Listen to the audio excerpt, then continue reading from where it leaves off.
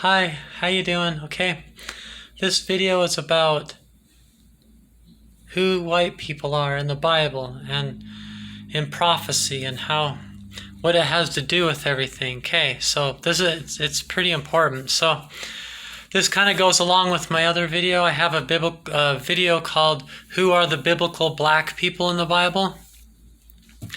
And so that goes into detail about that the tribe of Judah was the black people in the Bible. Okay. So I'm not going to go into a lot of detail about that. The people of the Bible really were brown people by majority from the tribe of Shem. Noah had 3 sons, Ham, Shem, and Japheth. Ham was the black people. Shem was the Middle Eastern people. Japheth was the Spanish, the Greek, and the Native American people. Okay, so the brown people of the Bible were of Shem, but the largest of the 12 tribes, that was like 11 of the tribes, really. But the largest of the tribes was Judah, who had the entire southern kingdom. There was the northern kingdom and the southern kingdom with Jerusalem in the middle. The king was from Judah and was right on the border of the northern kingdom and the southern kingdom. The northern kingdom people had lighter skin. They were just brown, and there were even some white people. So, what? There weren't white people in the Bible? That's what this video is about, okay? I didn't know. I didn't think there were white people in the Bible either until I started studying the teachings of black people.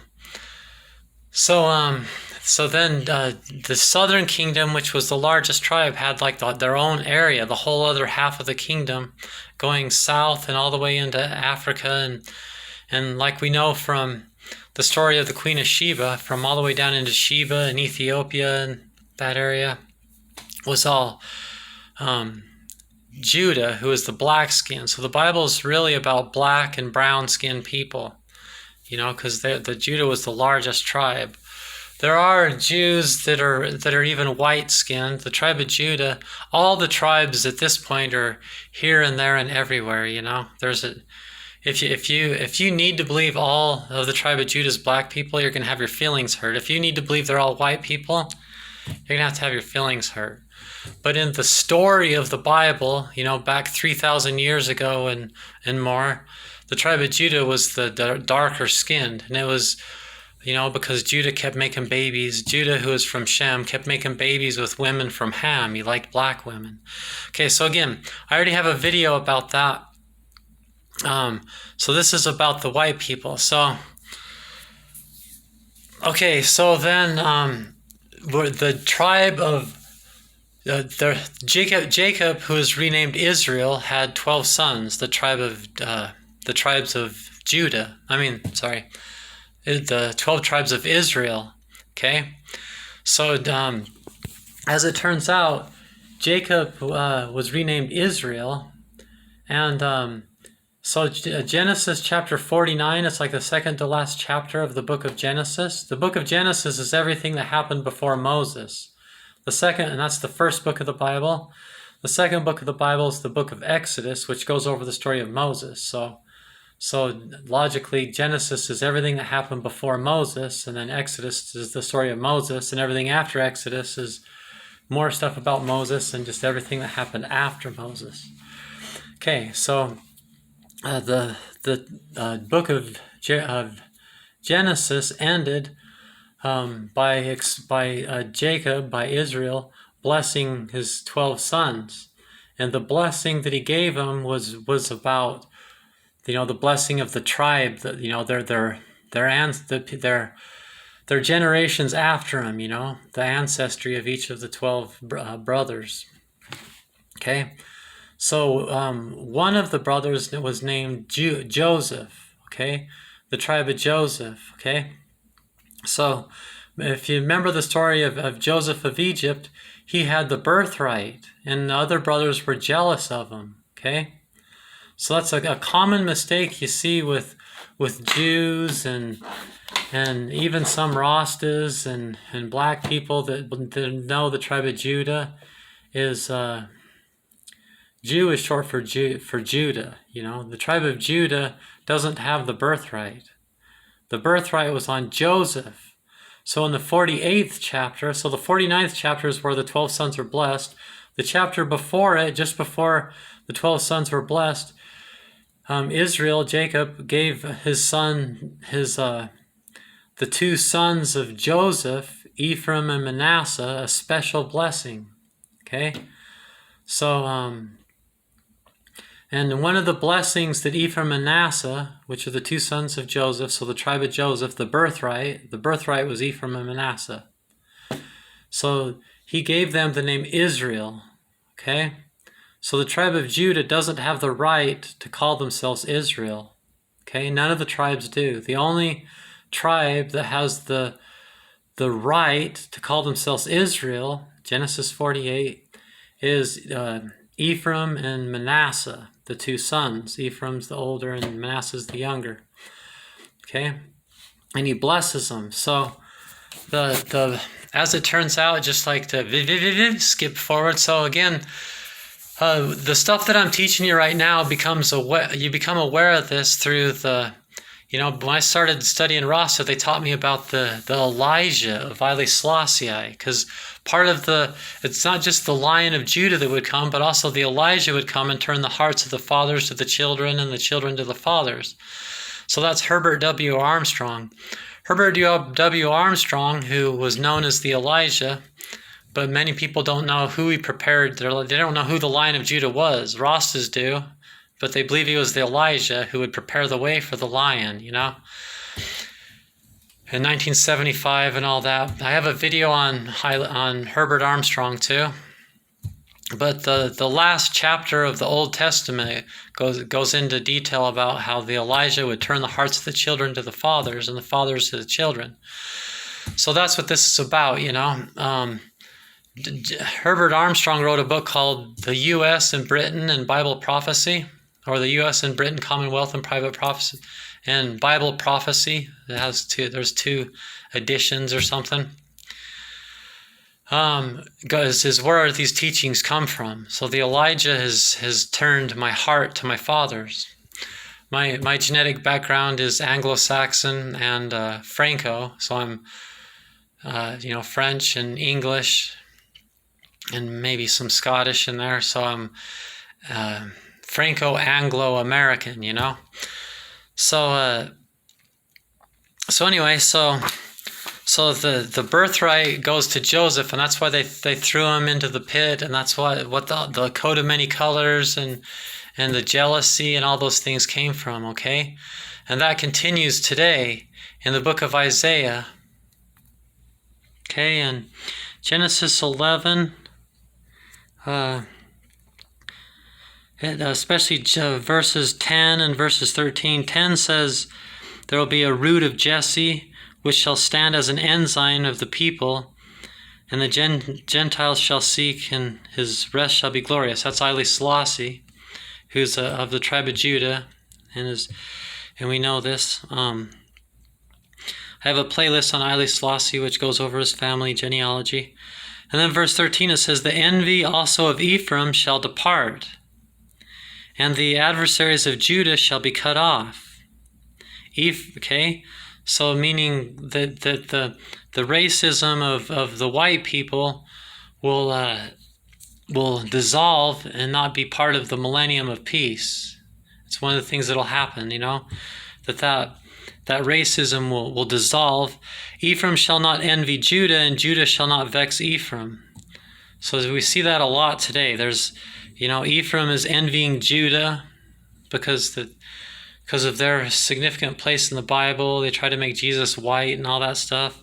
And Judah shall not vex Ephraim, what we're seeing nowadays, So these things are gonna end, through awareness of the type of things that I'm talking about right now.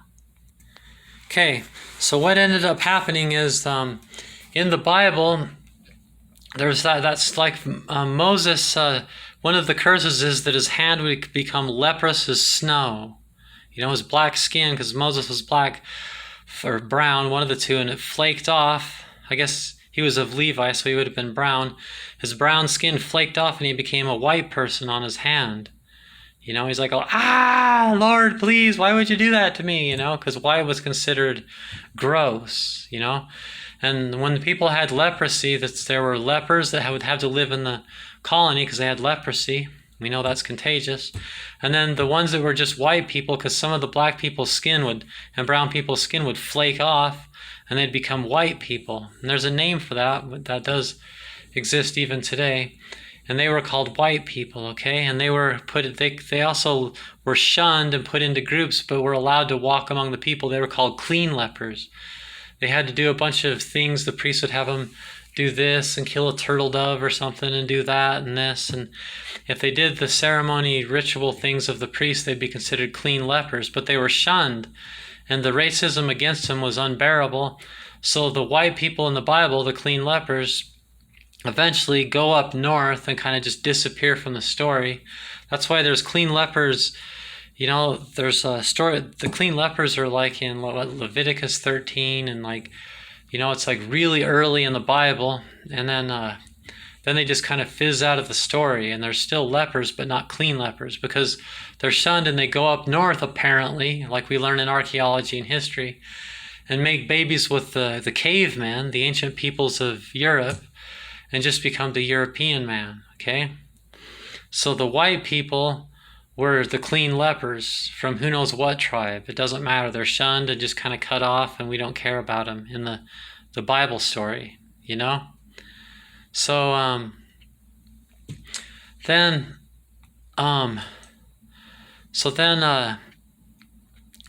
we have the tribe of so that's just who the white people are. So then that's a different history. You know, in my playlist, Ancient History, Ancient Civilizations, I have some videos in there of the ancient people of Europe and that. I have a whole bunch of videos on that. Okay, so there's that struggle and all the caveman people struggles up there. Then meanwhile, there's the story of the Bible, okay? Which isn't a story of white people. They're there for a little while, they're shunned, they go up north and make babies and become the European man and no longer part of the story. So the tribe of Joseph is, okay, who has lighter skin but is still, you know, probably just like light brown, but not, you know. Levi would always be the priest. Aaron was from the tribe of Levi too. So in order to be a priest, according to the Bible, you know, all through the whole Bible, from then on all the way to the New Testament and everything, to be a priest, you'd have to be from the tribe of Levi. And those were the Levitic priests. And then there was also the Aaronic priests, which were of Aaron, but that's also the tribe of Levi. So the priests are the tribe of Levi, and they're involved with the Northern Kingdom. They're from the Northern Kingdom. They're a Northern Kingdom people. So the kings in the middle in Jerusalem, the priests and all the 11 tribes. Actually, what is that? That would be actually 12 tribes. There's actually 13 tribes because Joseph becomes Ephraim and Manasseh, and not called the tribe of Joseph anymore. So the other 12 tribes are up north, and then the Judah's down south in their own area. And so that's where Joseph is now, you know, and the lighter shade of brown priests, not the priests, but just up there in that area where the priests are and everything, okay? So then what ends up happening is in the days of Jeremiah, there's all these wars and everything, and the kingdom's threatened, and they're killing, the bad guys are killing all the tribe of Judah off, okay? So what Jeremiah does is they kill all the men from the tribe of Judah, but they don't kill the women, you know, probably for sexist reasons, but also that's pretty stupid, you know. The tribe's still there if there's women from that tribe, you know. But so Jeremiah figures this out and takes this daughter of Judah named Tehatefi and goes up to Ireland, what's now Ireland, and brings the stone of scones or the stone of destiny, called either of those things, brings the stone of scones with them up and Tehatefi with them, and they go up into Ireland. So in Irish ancient history, there's... Okay, just had a distraction. Not sure where I left off. I'm pretty sure I know those. Okay, anyway, so, oh yeah, Jeremiah.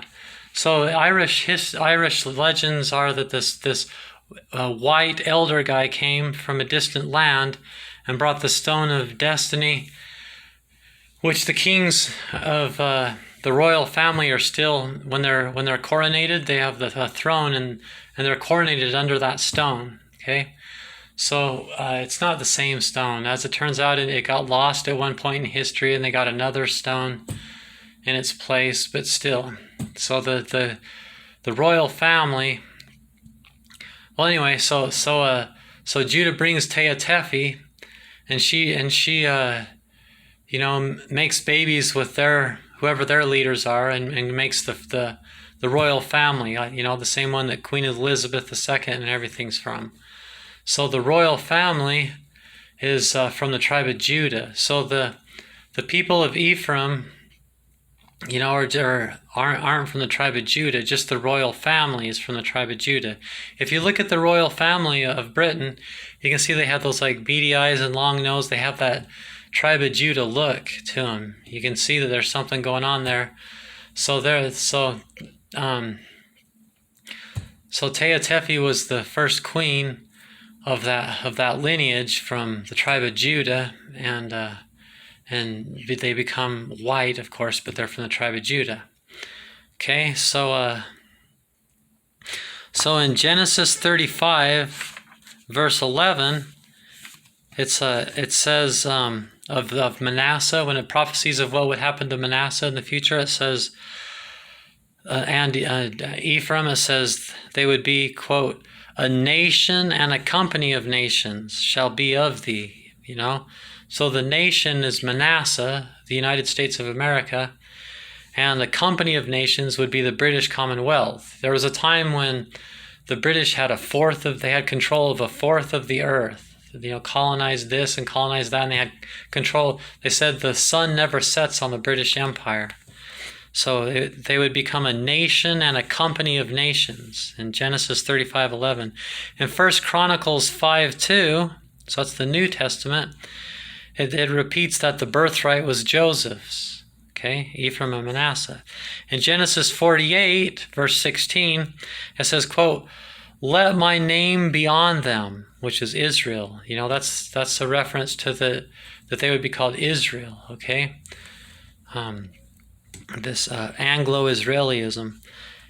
Genesis 48, verse 19 says, quote, he shall become a people great and shall be greater. That's Manasseh, So Ephraim is a company of nations, but later would the tribe of Manasseh would become their own people and would be even greater than that. Genesis 49:22, the blessing on Joseph says, even a fruitful bough by a well whose branches run over the wall. Okay, and then in verse 25 of 49, still part of that blessing, it says, the blessings of heaven above, blessings of the deep that lieth under, blessings of the breasts and of the womb. So a bunch of material blessings would be on him. So the birthright came with material blessings, not spiritual blessings. And there's some of the blessings in the Bible are conditional and some are unconditional. This is an unconditional blessing. No matter how wicked they would become, they would be given a bunch of material wealth as part of the birthright. So you can see why everybody was jealous of Joseph, In Genesis 49:23 through 24, quote, his hands were made strong by the hands of the Almighty God. That's Bob Marley. Bob Marley's dad was a white man from Britain, from the tribe of Ephraim. So in the 12 tribes of Israel founded by the prophet Gad, which is the Rasta, the group of Rastafarians that Bob Marley belonged to, he was given a white stone and represented Joseph. He was teased for being a white boy growing up and stuff, and he represented in Rasta the tribe of Ephraim, white people. So he says that in his song, redemption song, mine hands shall be made strong by the hands of the Almighty. He's talking about how he's mentioned in the tribe of Joseph, you know. Okay, 1 Kings 14, verses 15 through 16 says, he shall root up Israel out of this good land. Okay, so Ephraim and Manasseh, Israel, they're the ones that have the right to be called Israel, will not be in the Middle East. So whoever Ephraim and Manasseh would be in the future, in these days, the last days, they couldn't be a people of the Middle East. They have to be uprooted and somewhere else in the world. Okay. 2 Kings 17:18. There was none left but the tribe of Judah, only they became known as the lost 10 tribes. That was in 721, 718 BC. You know, the tribes become lost. That's why all these differences of opinion and all the people that would be irate at what I'm saying that it's not true. Okay? So the way you would find this out to be true is you would read Mr. Armstrong's book, you know, just because he's better at explaining it than me, and you would just read the Bible yourself. Most of the truths of Rastafari are from the perspective of, if the Bible has a value that's connected with Jah, who's within, then I should have the ability to understand it and benefit from it in some way. So you read through the Bible being confident that Jah is within, and the context and everything, that having everybody tell you what everything means and just cherry picking, you're always going to be confused, and you're always going to believe Babylon's interpretation. You just have to read it yourself, and in the context of the story, and that you'll realize this is it's what it says. It's what it says. Okay. So Israel is not in the Middle East. No, they're not Middle Eastern people. Not in the last days. Isaiah 28:11, quote, another tongue will he speak to his people. So they wouldn't live in the Middle East, and they wouldn't speak Hebrew or a Middle Eastern language. They would have their own tongue, their own language they speak. Isaiah 62, verse 2, and shall be called by a new name. Okay? They won't be called, you know, they'll be called Anglo-Saxon, you know. Hosea 4, verse 15, quote, thou, Israel, play the harlot.